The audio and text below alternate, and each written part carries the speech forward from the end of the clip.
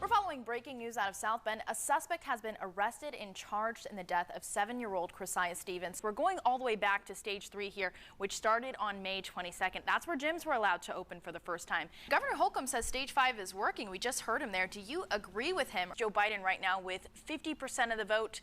President Trump with 48%. That's 92% reporting. Staying on top of breaking college football news, Clemson quarterback and Heisman Trophy frontrunner Trevor Lawrence has tested positive for COVID-19. You were just listening in on officials giving an update on the deadly shooting of 7-year-old Chrisiah. ABC's Marcy Gonzalez joins us live now from Belmont University. ABC 57's Jonathan Bailey picks up our special confirmation coverage in downtown South Bend tonight. Jonathan. Right, that's all very true. And how likely do you think it is that Barrett will be confirmed before the November 3rd election? If you know anything about this case or possible suspects involved, you're urged to speak up.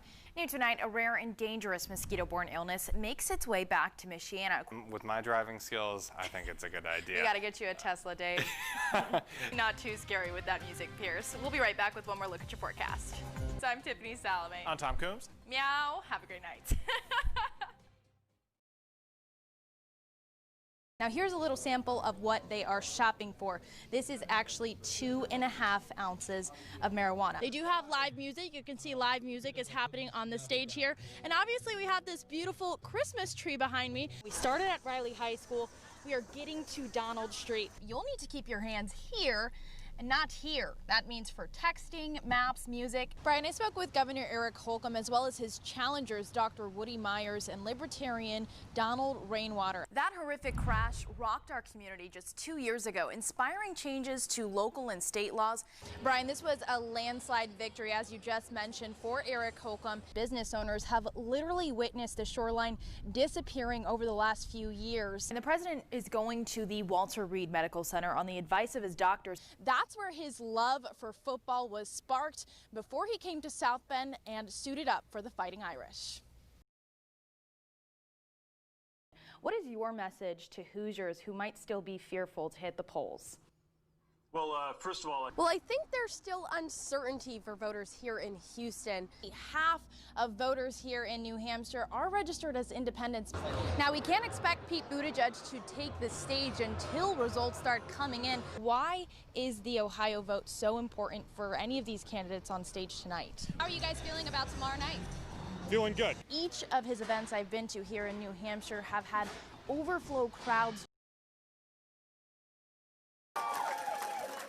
Democratic presidential hopeful and former South Bend Mayor Pete Buttigieg thanking a group of his supporters and volunteers in West Des Moines this morning before they took to the streets to take care of some last-minute canvassing. I have 1, 2, 3, 4, 5, 6. Kathleen Feeney is one of those supporters out canvassing. She's dedicated to the Buttigieg campaign and their message. Just hours before caucusing began, she helped convince some undecided voters to caucus just by knocking on their doors. I've had people that I've turned the corner with today, so that's been awesome. And you also then will see them at caucus night and we'll get a chance to celebrate together their victory. So we just finished up with Kathleen, and now we're going to follow another Pete for America volunteer. He is actually from South Bend. He's out canvassing today, so let's go. 4525. That's 15.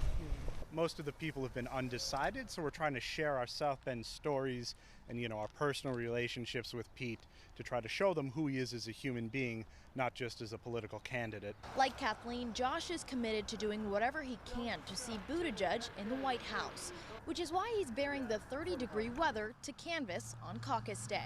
It's never too late. Everybody, you know, the majority of people I've talked to have been undecided, so it could be a last-minute decision. Neither of these Buttigieg supporters are sure about pulling off a win tonight, but they're remaining confident in the former mayor. What are you hoping to see tonight?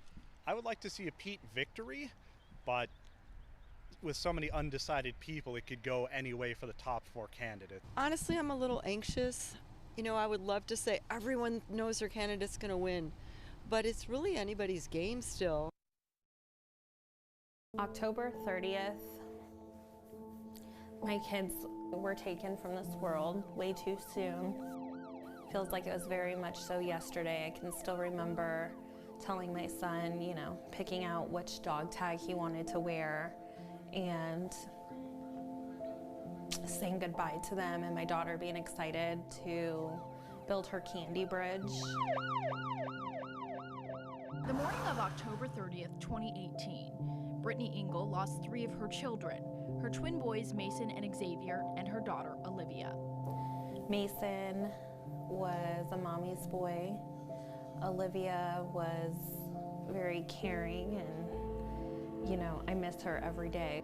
Xavier was more, if he needed a good laugh, he had a really, I don't know how to say, the comedian personalities. The trio crossing the road to board their Tippecanoe Valley bus, struck by a truck who failed to stop at the sight of flashing red lights and an extended stop arm. A 4th child, Maverick Lowe, was also hit, but survived, sustaining serious injuries. That day, you know, I died too with my kids on that road. The only difference is, you know, I feel like they just forgot to bury me. Yeah, I miss all of them. This is a really hard time of year. This was our favorite holiday. We would dress as families. 2 years later, the memories are still hard to look back on, but at least a few of them are bittersweet. I look back and I'm like, I can't believe I did nearly half of what I've done in 2 years, considering everything. In July of this year, the Max Strong Law went into effect in Indiana. We need more awareness every day. Named after Mason, Olivia, and Xavier, the law strengthened bus stop safety across the Hoosier state, promoting same-side pickup and drop-offs, increasing penalties for violators caught ignoring a stopped school bus, and requiring more testing on bus stop safety laws when getting an Indiana's driver's license. When I was told what Alyssa Shepard was facing was 1 to 6 years, that was really gut-wrenching. After 4 days of testimony, Alyssa Shepard was found guilty on 3 counts of reckless homicide, 1 count of criminal recklessness, and driving around a school bus with the stop arm extended. She's currently serving a 4-year sentence at the Rockville Women's Prison. People who are driving on the roads right now, we're in the middle of the school year. What do you want them to remember? First of all, I want them to always remember Mason, Olivia, and Xavier and what happened October 30th. And I also want them to remember all the other children that I'm going to help bring forward to light and get people to realize that this just didn't happen in Rochester, Indiana. This happened all over, from Tampa, Florida to Pennsylvania to Georgia. Like, this is all over. And this can't happen again. The message is that bus stop safety is just as important today as it was 2 years ago. With the clock turning back 1 hour this weekend, staying alert on the roads could help prevent another tragedy. I'm Tiffany Salameh, ABC 57 News.